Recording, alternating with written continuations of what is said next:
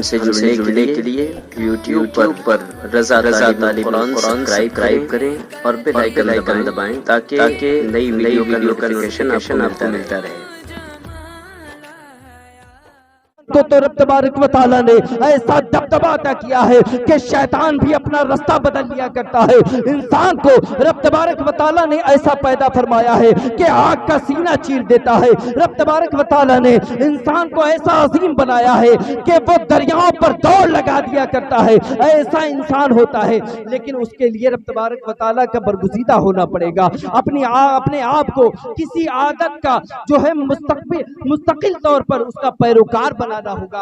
आप कहते हैं 5 वक्त की नमाज, हमारे असलाफ़े इकराम ने अपनी पूरी जिंदगी रब तबारक व तआला की इबादत में गुजार दी। ऐसे असलाफ़े इकराम जो अगर दिन भर में 1000 रकात नमाज नहीं पढ़ते थे जब तक उन्हें सुकून नहीं मिलता था। हमारे आपके आका मौला जिन्हें तमाम अंबिया का इमाम कहा जाता है, जिन्हें तमाम रसूल जो है वो अपना इमाम मानते हैं, उस नबी करीम अलैहिस्सलातु वस्सलाम की जात जिन्हें रब तबारक व तआला अपना महबूब फरमाता है, वो नबी करीम अलैहिस्सलातु वस्सलाम रात भर इबादत फरमाते थे। हम आप तो आम सी मखलूक हैं, आम से लोग हैं। वो नबी करीम अलैहिस्सलातु वस्सलाम जिनका अदब, जिनकी ताज़ीम फरिश्ते इस तरह से करते हैं कि तमाम फरिश्तों का सरदार जिब्रील जैसी मखलूक, जिब्रील जैसा तमाम फरिश्तों का सरदार अपने लब को नबी के कदमों पर रगड़ देता हो। ऐसी जात, आला जात रब तबारक व तआला की इबादत इस तरह से करती कि रात भर इबादत करती, यहाँ तक कि आपके पाँव मुबारक में बरम आ जाता। हजरत मोहतरम, हम कहते हैं कि 5 वक्त की नमाज कैसे पढ़ेंगे? यकीनन आप जानते हैं ये देही इलाका है। आप किसानी करते हैं ना? आप जानते हैं किसानी बहुत मेहनत का काम है। सबसे ज्यादा मेहनत का काम मेरी नजर में किसानी करना। थोड़ा सा मैं फरवा चलाता हूं तो सांस फूल जाती है। और यहाँ हमारे भाई लोग जो है दिन भर खेतों में काम करते हैं, दिन भर खेतों में काम करते हैं और कर लेते हैं। वजह क्या है?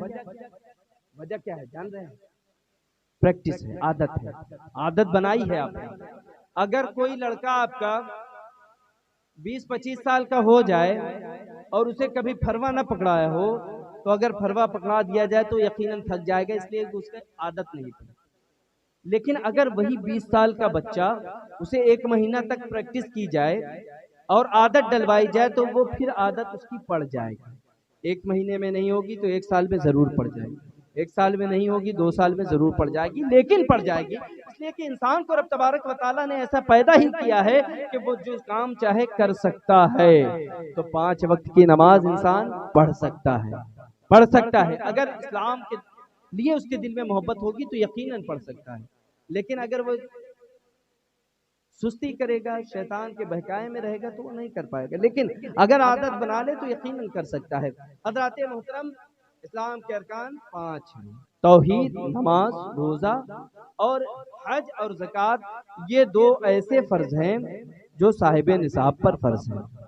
साहिब निसाब जो इस्तिताअत रखता हो हज के अखराजात उठाने की, जो इतना माल रखता हो कि हज कर सकता है, उसके ऊपर हज फर्ज है। और जो साहिब निसाब हो, यानी 52.5 तोला चांदी और 7.5 तोला सोना जो रखा हो, या उसकी कीमत रखी हो, या उतनी तिजारत का माल रखा हो।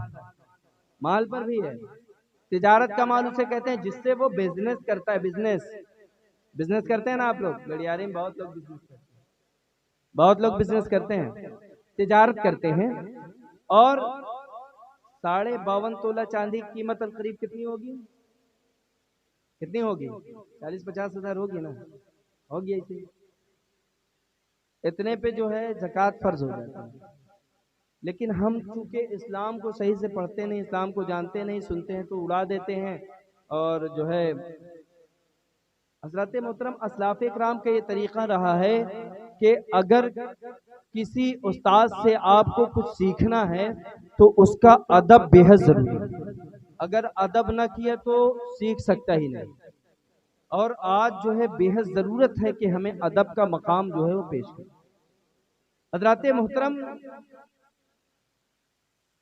साहिब निसाब जो होता है उस पर ज़कात, और साहिब इस्तिताअत जो होता है उस पर हज। ये 2 फर्ज ऐसे हैं जो अमीरों पर फर्ज है, साहिब निसाबों पर।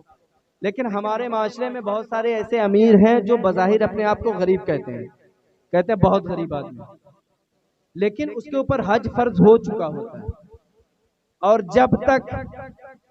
جب تک وہ حج نہیں کرتا تب تک وہ گناہگار ہوتا ہے حج کے فرائض پر۔ لیکن ایسا ہے کہ اگر کوئی بندہ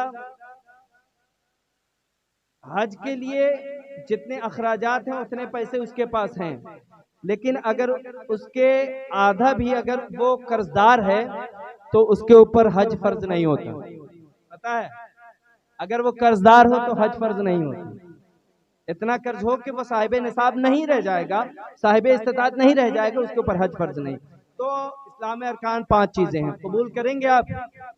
اسلام کو اگر قبول کریں ہیں اور اسلام سے فائدہ چاہتے ہیں اور چاہتے ہیں کہ ہم قبر میں ہی دفنائے جائیں اور یہ چاہتے ہیں کہ قبر ہی سے اٹھائے جائیں، تو اسلام کو تو فالو کرنا پڑے گا۔ اور انسان کو رب تبارک و تعالیٰ نے اور مسلمان کو خاص طور سے رب تبارک و تعالیٰ نے ایسی عزت دی ہے کہ زندہ رہتا ہے تو عزت تو دے ہی دیتا ہے، مرنے کے بعد اور زیادہ عزت دیتا ہے، عزت ایسی دیتا ہے تمام رشتہ دار جمع ہو جائیں، لوگ نہلانے کے لیے لگ جاتے ہیں، کپڑا پہنانے کے لیے لوگ لگ جاتے ہیں، خوشبوؤں میں بسانے کے لیے لوگ لگ جاتے ہیں، کاندھا دینے کے لیے لوگوں کا بھیڑ ہو جائے گا، اتنی عزت دے دی ہے۔ ابھی تک جس کو کوئی پوچھتا نہیں تھا 50 آدمی اس کے پیچھے چلتے، اور وہ یہ سبق دے رہا ہے میں جا رہا ہوں اس کے پیچھے تم بھی سبق دے رہا ہے۔ جنازہ ہمارے سامنے ایک بہترین مثال ہے، اور وہ ہمیں سبق دیتا ہے کہ آگے آگے میں جا رہا ہوں، پیچھے تم بھی ہو، اور جو حال میرا ہوا ہے وہ تمہارا بھی ہوتا ہے نا۔ لیکن رب تبارک و تعالیٰ نے عزت ایسے دی ہے، کاندھے پر چڑھ کے جاتے ہیں۔ زندگی میں 4 آدمی کسی کو کاندھا دے کے نہیں لے جائیں گے، دولہے کو بھی لے جائے گا تو ایک ٹھو پکڑ کے لے جاتا ہے، بہت زیادہ بھاری ہے اگر دولہا تو 2 لوگ پکڑ لیں گے، 4 ٹھو نہیں ہوں گے۔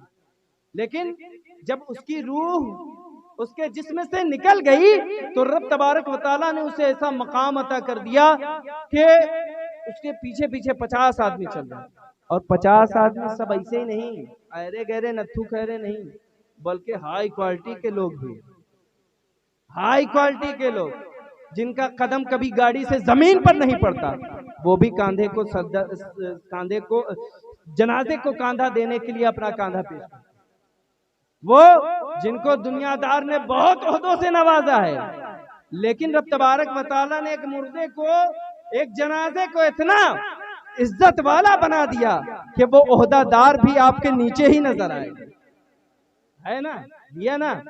لیکن وہ سبق کے لیے ہے، دیا ہے تو سبق کے لیے دیا ہے کہ سبق یاد کر لیں، اس سے جو سبق حاصل کر لیتا ہے اس کی زندگی جو ہے وہ آسانی سے گزر جاتی ہے، اور وہ مرنے سے ڈرتا بھی نہیں، اس لیے کہ اس نے وہاں کا انتظام کر لیا۔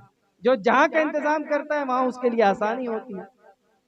آپ دیکھیں کہ دنیا میں جب اچھا سا گھر خوبصورت بنا لیں گے، ٹائلز لگا لیں گے، ماربل لگا لیں گے، تمام طرح کے آرام و آسائش کے انتظام کر لیں گے، تو کہیں دل کرے گا باہر جانے کا؟ اے سی لگوا لیں گے، آرام کر لیں گے، تو باہر جانے کا دل کر لیں گے؟ نہیں کرے گا۔ تو اسی طرح سے جب ہم نے دنیا اپنی آباد کر لی تو دنیا سے جانے کا دل نہیں لگتا اور موت سے ڈر لگتا ہے۔